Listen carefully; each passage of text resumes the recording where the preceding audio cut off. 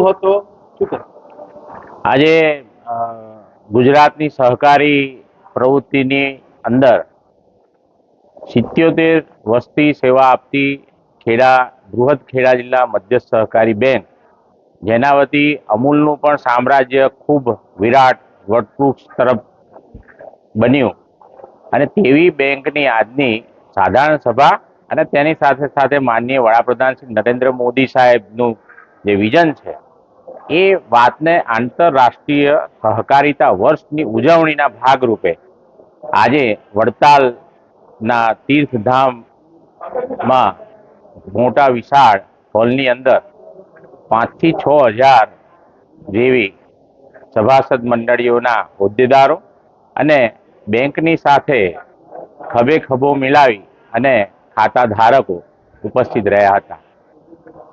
આની સાધારણ સભાની વિશેષતા એ હતી કે 2022 પછી જે નવું બોર્ડ સ્થાપિત થયું ત્યારથી આ બેંકની ઘણી બધી એવી યોજનાઓ જે સામાન્ય માણસ સુધી પહોંચી શકે, ડિજિટલ ભારતની ક્રાંતિ તરફ જઈ શકે અને પેપરલેસ બેન્કિંગ અને લોકોને ધક્કા ના ખાવા પડે, પોતાને સરળતાથી ધિરાણ મળી શકે, ખેડૂતોને સરકારી નીતિ મુજબ 0 રેટ ઓફ ઇન્ટરેસ્ટથી એમને લોન મળી શકે, એ બધા જ વિષયોને આવરી લઈ અને આજે બેંકની 77મી વાર્ષિક સાધારણ સભાની અંદર પ્રથમ ગુજરાતની આ સહકારી બેંકે 20% ડિવિડન્ડ જાહેર કર્યું. તેની સાથે સાથે સભાસદો અને ખેડૂતો અને છેવાડાના માનવી સુધી બેન્કિંગ ડોર સ્ટેપ સુધી પહોંચી શકે, લોકોને બેંકની બ્રાન્ચમાં ના આવવું પડે, તે વિષયો સાથે સર્વાનુમતે પૂરેપૂરા તમામ એજન્ડાને સહર્ષ તમામ સભાસદો ઉપસ્થિતે તેમને સર્વાનુમતે મંજૂર કર્યા અને તેની સાથે બેંકની 2022 થી 2025ની જે પરિસ્થિતિનું નિર્માણ થયું, એટલે કે જ્યારે 77 વર્ષના ગાળાની અંદર 75 વર્ષની અંદર બેંક 2022ના સમયે ફક્ત 2700 કરોડનો વેપાર હતો, તેની સામે આજે આ નવા મેનેજમેન્ટે એટલે કે 2025ના વર્ષમાં આ બેંક 4400 કરોડને પાર કરી એ જ બતાવે છે કે લોકોને doorstep banking, digital banking, loan management system, WhatsApp banking, tablet banking, આ બધી જ CSC ઘણી બધી એવી સુવિધાઓ લોકો સુધી પહોંચાડવાની કોશિશ કરી છે અને તેને જ આજે ગુજરાત રાજ્ય સહકારી બેંકના ચેરમેન અજયભાઈ સાહેબ, નાફેડના ચેરમેન અને ગુજરાતના ઉપાધ્યક્ષ વિધાનસભાના જેઠાભાઈ આહિર સાહેબ અને આ તમામ વિસ્તારના તમામ ધારાસભ્યશ્રીઓ અને સહકારી સંસ્થા સાથે જોડાયેલા 101 જેવા સહકારી આગેવાનોના મોટા સમૂહથી આજે 6000 જેવી જનમેદનીને સંબોધી અને ઇન્ટરનેશનલ કોઓપરેટિવ યર્સની જે ઉજવણી છે લોકો સુધી પહોંચે, સહકારી ક્ષેત્રનો વ્યાપ વધે, તે વિષયને આજે ખૂબ સારી રીતના લીધો. આજે મધ્ય ગુજરાત એ ભારતની અંદર સહકારી પ્રવૃત્તિને આગળ લઈ જવાની જે સરદાર વલ્લભભાઈ પટેલ સાહેબે જે નેમ લીધેલી, તેને માનનીય વડાપ્રધાન શ્રી નરેન્દ્ર મોદી સાહેબના જે સહકારથી સમૃદ્ધિના વિઝનને ચરિતાર્થ કરવા આપણા દેશના પ્રથમ સહકાર મંત્રી અમિતભાઈ શાહ સાહેબનું જે વિઝન છે કે લોકોનો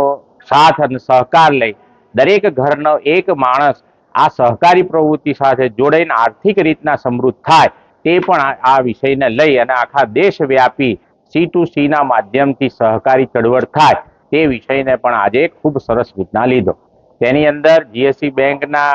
ચેરમેન અજયભાઈ સાહેબે પણ સરકારની વિવિધ યોજનાઓને લોકો સુધી પહોંચાડવા માટે પણ સંકલ્પ સર કર્યો અને તેની સાથે સાથે આજે ખૂબ મોટી સંખ્યામાં લોકો ઉપસ્થિત હતા અને જ્યારે સિંદૂર જેવા ઓપરેશનને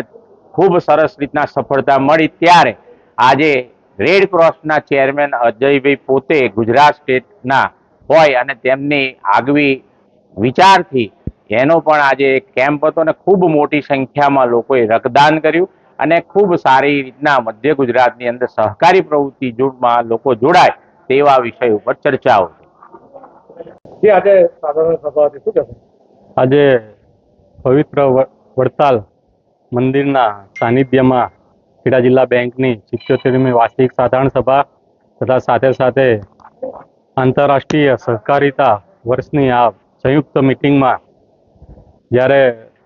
સભાસદોની વાત હતી અને આજે ખૂબ બહોળી સંખ્યામાં સભાસદો ઉમટ્યા અને જે ઉત્સાહ હતો એ પ્રમાણે બેંકની જે કામગીરી હતી ત્યાંથી ખૂબ જ પ્રસન્ન હતા. એવું દરેક સભાસદોના અત્યારે તમે પણ નિહાળ્યું હશે કે સભાસદોના મોઢે આજ સુધી કેડીસીની બેંકની શું વ્યાખ્યા હતી ને અત્યારે શું વ્યાખ્યા છે. આજે જ્યારે 2022થી અમારી ટીમે બેંકમાં શરૂઆત કરી તે આજે 2025 દરમિયાન બેંકનો જે નફો 13 કરોડ હતો તે આજે